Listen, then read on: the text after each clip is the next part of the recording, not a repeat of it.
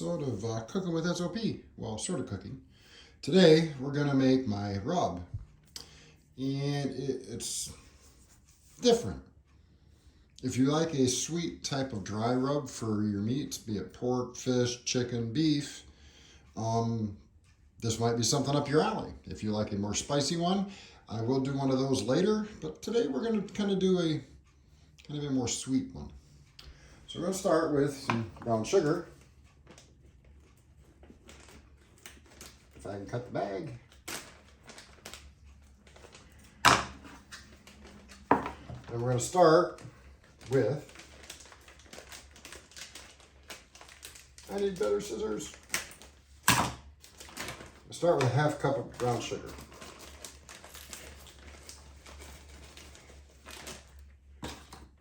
And we're just, there it is. Got my little spreader here, cover thingy.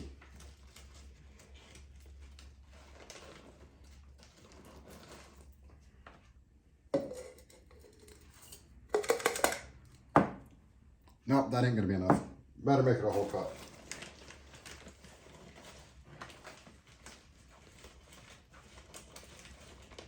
You see me okay? No? Sort of?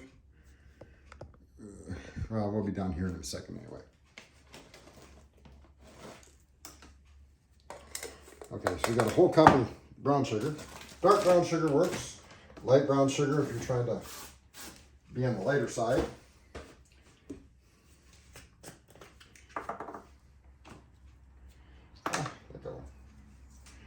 You're going to now use half a teaspoon of paprika, lightly rounded if you will.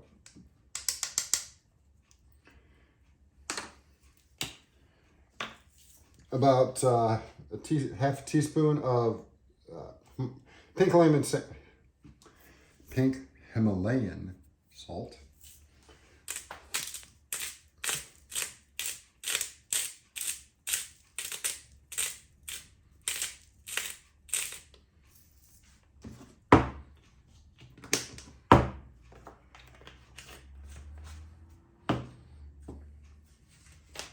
We're going to do a little bit of ground cumin. Don't need a whole lot of this. We're going to do 1/8 of a teaspoon. Doesn't take much of that to change things. Just a touch. Now, I would prefer to use real garlic. Always prefer real garlic. But this is a dry rub. We need it to be dry, even though brown sugar is kind of wet. We're going to use just garlic granules. And we're going to do 3/4 of a teaspoon. Oops, gotta get that out of the way. Da-da-da-da-da.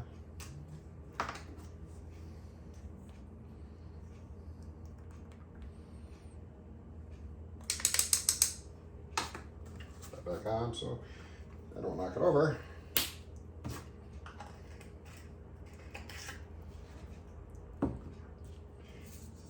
We're going to add a little bit of chili flake. Going back to the half teaspoon. Kind of round it over, if you will.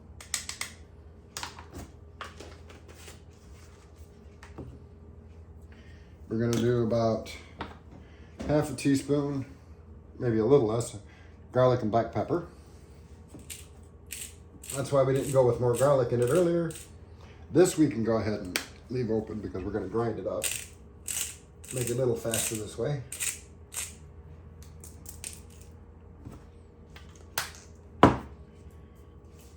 We're going to do just a little bit. Oh, I'm going to have to get more chopped onion. Again, this is a dry rub, so we can't put in moist stuff. Half a teaspoon of chopped onion.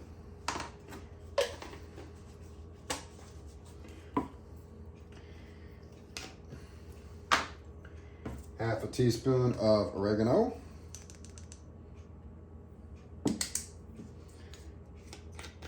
Half a teaspoon of flat leaf parsley. And as all in with any recipe, you can always adjust and modify according to your tastes. Let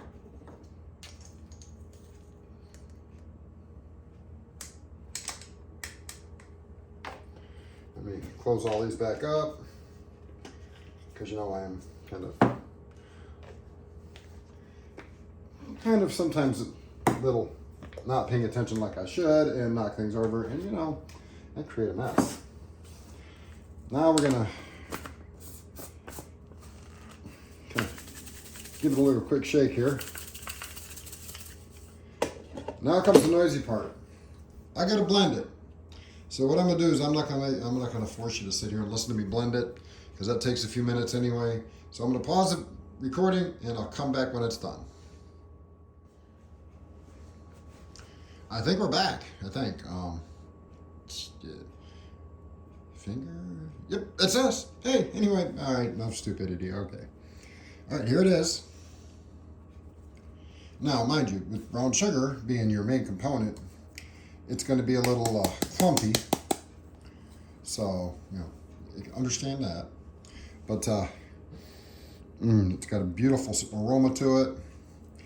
And it's got a nice sweet but tangy kick to it. Again, adjust according to your own taste buds as far as your ingredients. You can add a little more pepper flake if you want a little spicier, or a little bit more cumin. If you want more of a sweeter flavor, half your cumin and pepper flake. But right now, you know, I got a little right here. I can just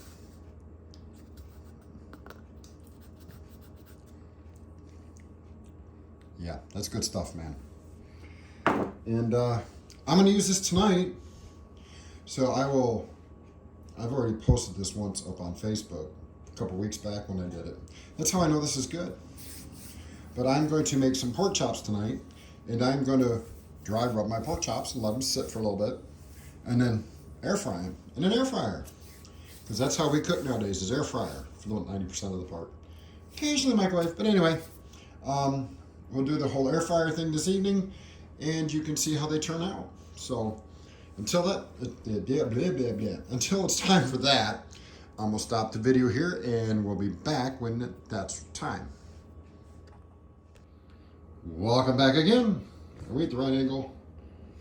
I don't know. Yeah, there's the wall. It's been kind of cleaned. Focus. There it goes. Anyway, now we just gotta fill a bunch of holes and do the drywall work and paint it, and and that's what we're doing over the stove. Y'all like the backdrop? I hope so. If not, I like it. That's all that matters.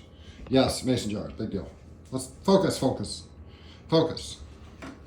So, we need to put on some gloves here, because when handling meat, you want to try and stay somewhat healthy and clean. And you know what? That's why I always carry an extra glove. Stretch it out a little bit this time. And find my thumb. Okay. What we're going to do now is we're going to get our meat. I'm going to kind of open it up a little bit. Get it up here on a cutting board.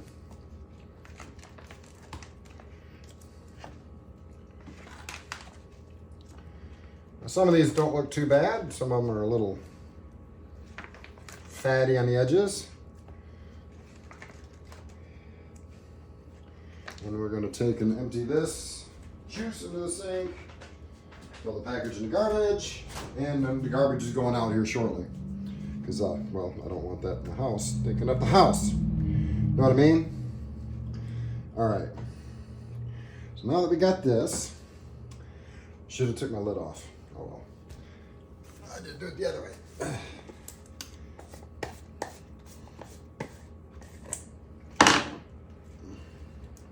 Have to wash outside edge. And we're just gonna sprinkle a nice healthy dose on each piece. Come on.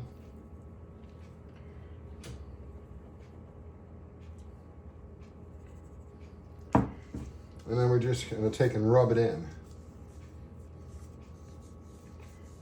And we're going to want to coat every side.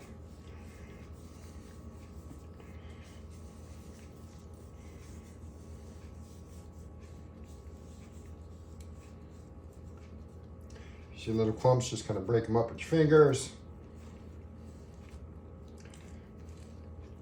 Use a little bit of the stuff that's on the edge there to flip it over.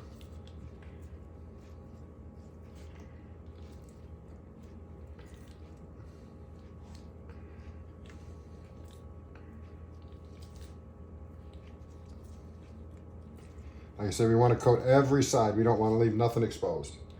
I'll have to wash it. That's all there is to it.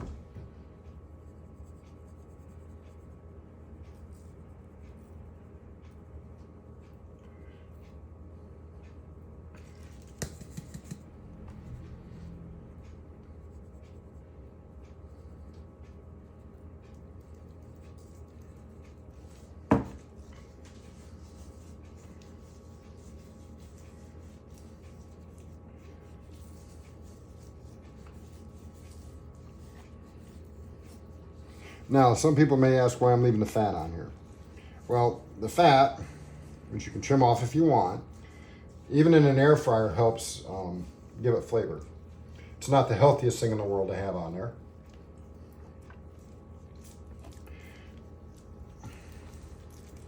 So we want to coat all the edges. Because this is going to sit here and kind of soak in, if you will, for a couple hours before we actually cook with it, or cook them. You just want to get it all over the place. Leave no spot untouched. This smells so awesome already.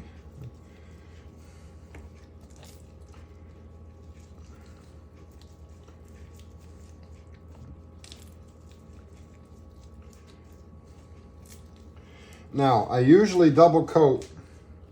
When I do something like this, I usually double coat the meat. So what I'm going to do is I'm going to put these in a bowl, set them in the fridge, let them sit for an hour in the fridge. That'll help soak in some more. Then I'll coat them one more time. I give them a double coat. You don't have to. That's just a personal thing. But pretty fingers, huh?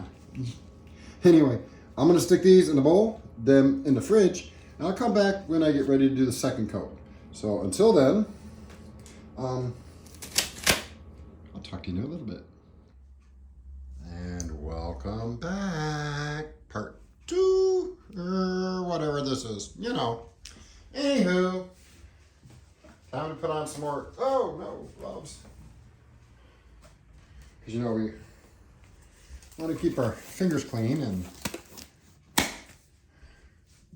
you know, just sanitary thing, you know.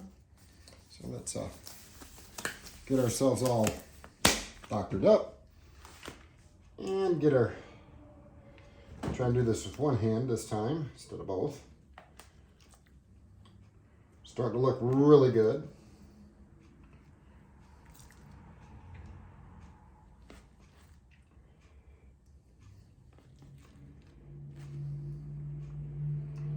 I'm gonna have to squish them together, I guess. Make some room. And again, we'll just give them another nice little coating.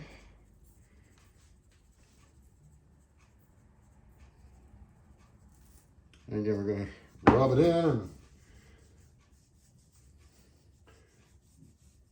The reason I do a second coat is I really want this, you know, to kind of turn into a glaze, so to speak. You know, some rubs will just kind of soak into the meat, but I kind of want this to have a glaze to it because it really tastes good.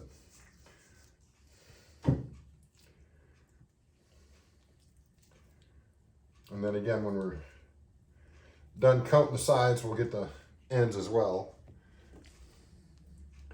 Can't let none of it go to waste.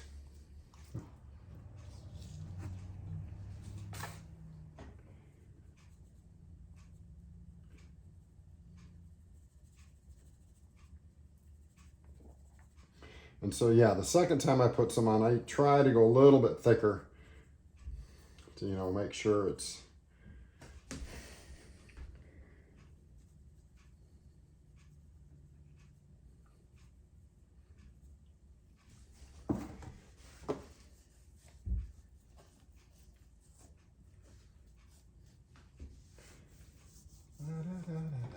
Yeah, I know this part's boring, isn't it?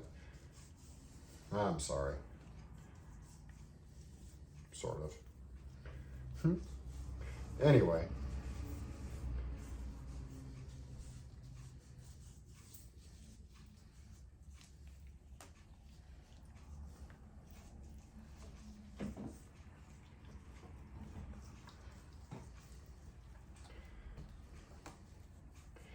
And then, you know, what I made, usually, you know, I'll have a little left over.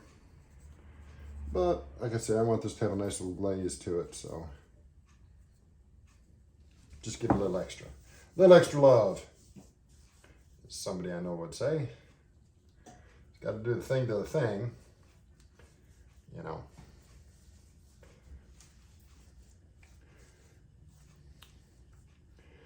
Next, we're going to put it in the air fryer.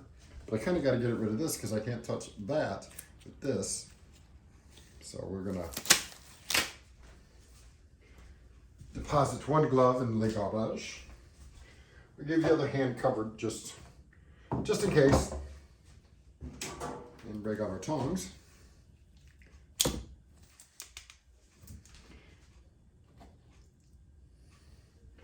And we'll just set these in here. Up, come on.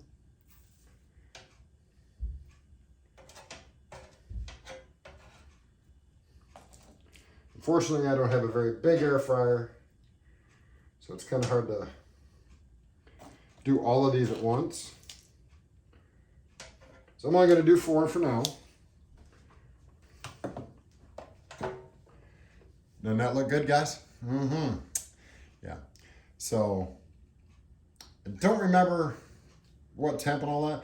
I'll have to go look it up. But when we come back, when I go to flip it, so you can see how it's looking, I'll tell you the time and everything and temps and all that stuff. So let me get this thrown in over that way. Over there. Focus. There it goes. Yeah. Still trying to work on the kitchen, trying to get things done. So, you know, it is what it is. But we'll see you back in a little bit. For you, it'll be instant. For me, it's a while. Well, while that's going, I figure I might as well show you what else I'm doing here. We got some corn going here. Gotta have a little bit of corn for dinner. Sorry, there's not a whole lot of light over here. I do want to fix that. It's just not first on the list. We're also gonna do some gravy. Gotta get our butter going here. Those are done. Oh, wow. Look at those. Now they gotta rest. And while they're resting, everything else will be cooking. So let's get our butter going.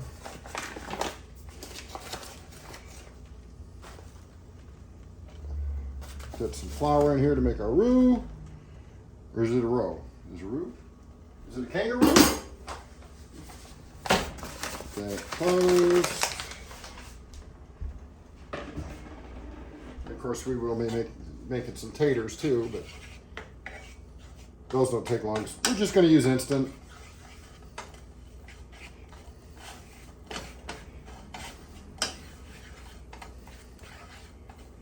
Of course, I got my stock right there.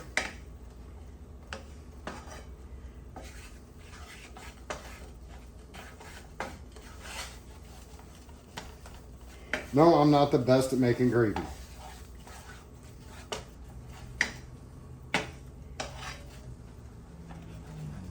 That down just a little bit.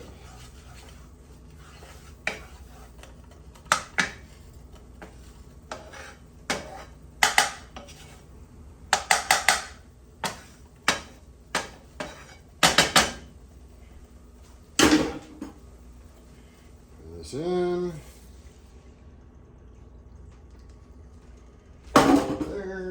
Whisk.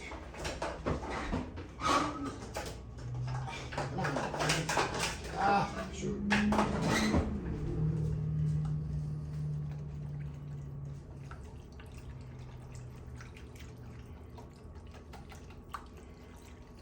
Now, if I had my software going, I could. Who knows? I just may try and get my software going before I release this one.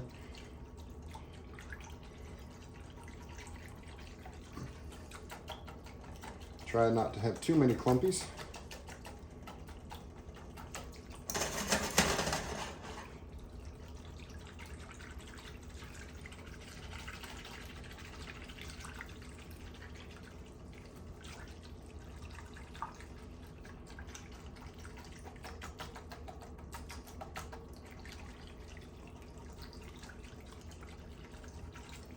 While that's doing its thing, let's add a little bit of salt and pepper to it.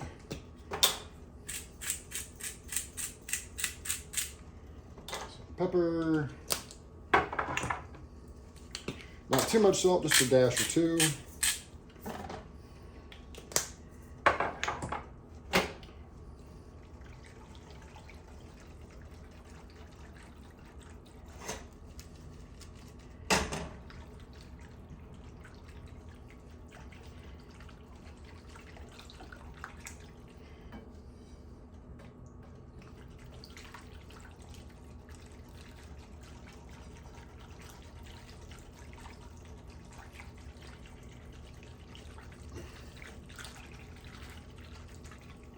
You don't need to see the rest of this. I'll show you when we got some plates all done up, or a plate all done up, so you can see what it looks like when it's done. Talk to you in a minute, or a second. All right. You say, there's something missing. Where is it? That. Oh, that. If you see this canned good on your store shelves, do not buy it. It is the most, I have no idea how they can mess up corn. It's unfathomable. Inconceivable, whatever. Anywho, that can right there, Hudson sweet corn, I have no idea what they did to it. Yeah, it doesn't even taste like corn in any way, shape, or form. And I like corn. Anyway, this is Charles' plate. Lots of beautiful thick gravy, so thick it won't even drip. I like thick gravy. Sticks to your ribs. The pork chop, as you can see, beautifully cooked, nice and juicy, and it's dinner.